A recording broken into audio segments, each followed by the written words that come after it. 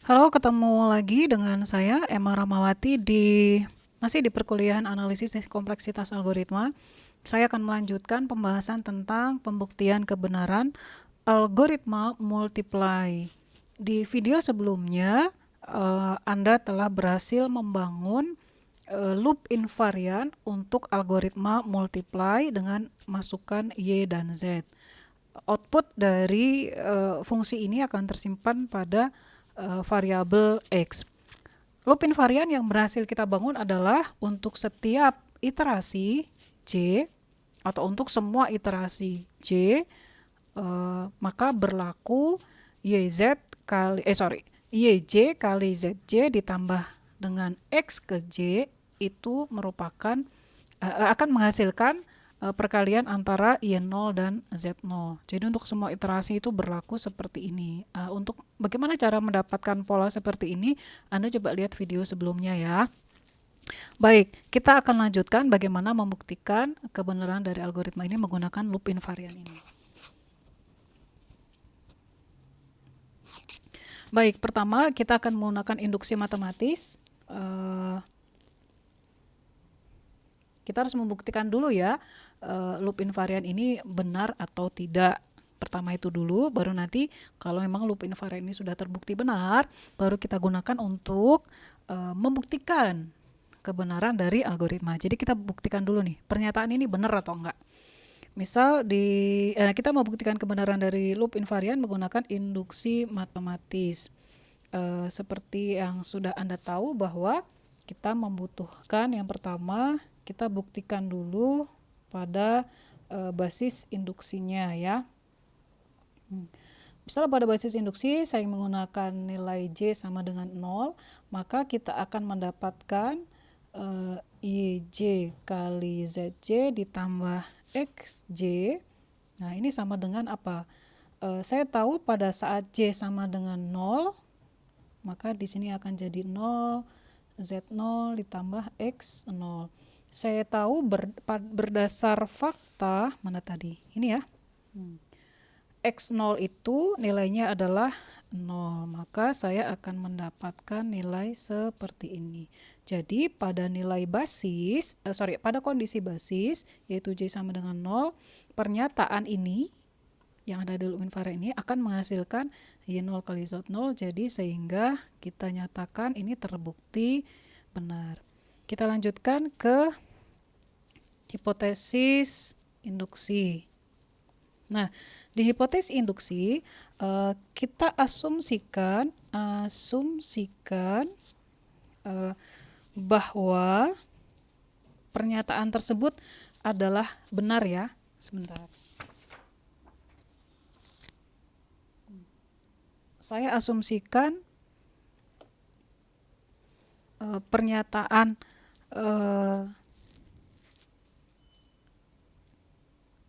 bahwa pernyataan tersebut benar untuk semua nilai J. Bahwa untuk nilai J lebih dari sama dengan 0, YJ kali ZJ ditambah XJ itu memang benar-benar memenuhi seperti ini. Jadi pernyataan seperti ini adalah benar. Asumsikan begitu. Nah, berdasarkan induksi matematis, maka kita harus membuktikan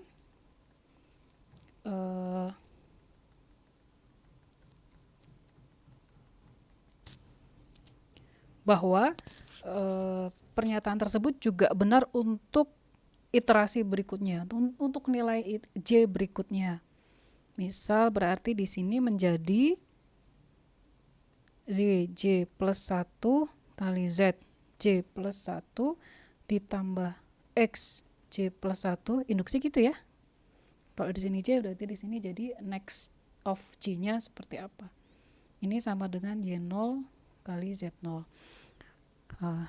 Adalah juga benar. Ini adalah konsep induksi matematis. Jadi kalau kita mengasumsikan bahwa pernyataan ini benar,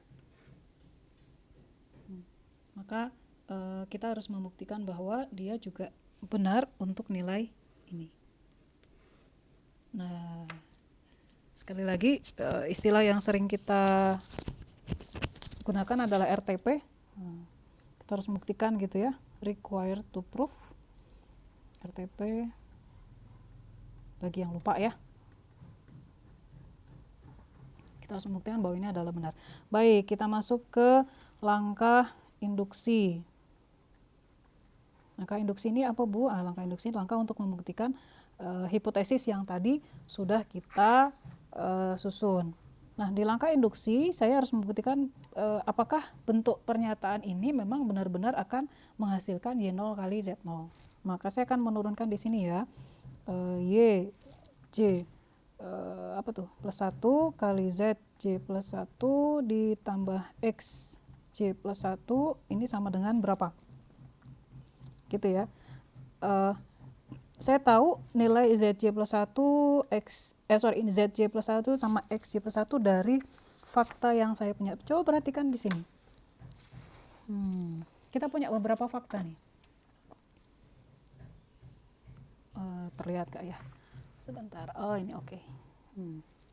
Saya punya nilai dari ini nih. Ini ya. Ini yang tadi fakta-fakta yang kita bangun. Ini ada di video sebelum ini. Kalian harus melihat video itu dulu sebelum memahami bagaimana cara mendapatkan ini. Maka saya akan gunakan saja YJ plus 1 adalah 2 YJ, ZJ plus 1 adalah berapa tuh? Z yang ke J dibagi 2. Kemudian XJ plus 1 akan memenuhi persamaan ini ditambah XJ kali YJ kali ZJ mod 2. Oke, kamera saya habis. Gitu ya. Baik. Kita akan mendapatkan seperti ini. Kemudian ini dapat dari mana? Ini dari berdasar fakta. Saya dapatkan berdasar fakta yang tadi kita bangun. Kemudian saya lanjutkan. Ini ada komponen YJ. Berarti bisa saya keluarkan komponen YJ. Maka saya akan mendapatkan 2 kali ZJ per 2, komponen yang ini ya, saya tambahkan dengan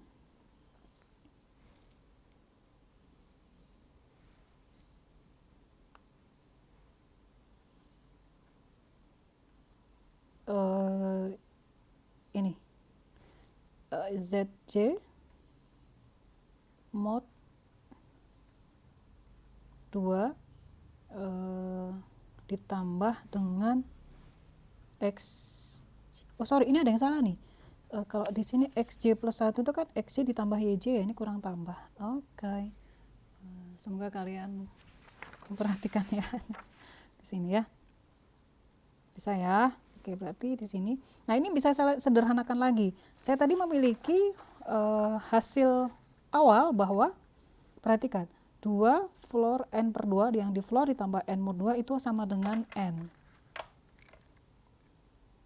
Ya, seperti ini, bentuk seperti ini. Nah, ternyata ini bentuknya mirip nih.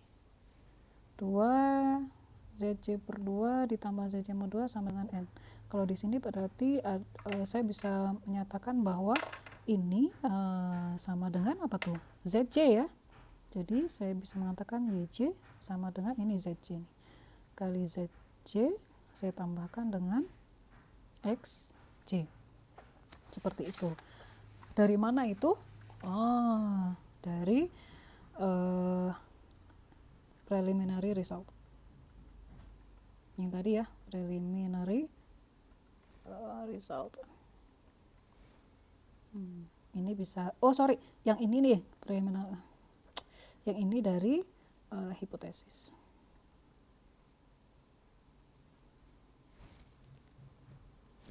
Hipotesis saya tadi mana ya?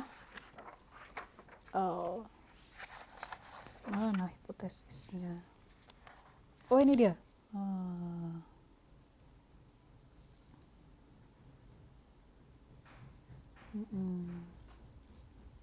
Nah, berikutnya belum hipotesis. Ini juga dari preliminary result. Kemudian ZJ kali ZJ, YJ kali ZJ ditambah XJ, ini perhatikan sama dengan hipotesis ya. Maka kita bisa menentukan ini sama dengan Y0 kali Z0 ini berdasarkan hipotesis, hanya ketinggalan hipotesis induksi. Berarti benar ya bahwa ternyata J plus 1 ditambah ZJ plus 1, sorry ini kali, udah mulai nggak konsen, ditambah XJ plus 1 memenuhi bentuk Y0 kali Z0. Jadi hipotesis kita terbukti. Nah, selesai belum? Berarti kan kita sudah membuktikan bahwa loop invarian kita ini benar. Nah, selanjutnya kita akan menggunakan loop invarian untuk membuktikan kebenaran. Correctness proof-nya seperti correctness proof untuk pembuktian kebenarannya gitu ya. Nah, kita lihat bahwa di awal ada klaim yang menyatakan bahwa algoritma multiply tadi berhenti dengan variabel X berisi hasil perkalian Y dengan Z. Nah, di akhir kita buktikan apakah ini benar. Nah, di terminasi atau pada saat iterasi itu berakhir, kita akan menyatakan seperti ini. Pada tiap iterasi nilai Z itu, ini untuk membuktikan bahwa algoritma itu berhenti atau enggak gitu ya. Karena kalau algoritma berhenti berarti algoritmanya salah. Pada tiap iterasi nilai Z itu dibagi 2, ini rundown jika ganjil, sehingga nilai Z pada suatu saat, pada suatu waktu T misalnya, akan menjadi Z pada saat T ya, ZT sama dengan 0 ya kan, kita dibagi 2 di rundown kan hasilnya akan 0, dan ini akan menyebabkan loop berhenti. Jadi terbukti bahwa algoritma kita pasti akan berhenti, terbukti ya. Kita lanjutkan. Nah, bagaimana dengan hasil dari algoritma tersebut? Apakah memang menghasilkan perkalian antara Y dengan Z? Nah, cara menyatakannya seperti ini. Kita anggap bahwa loop berhenti setelah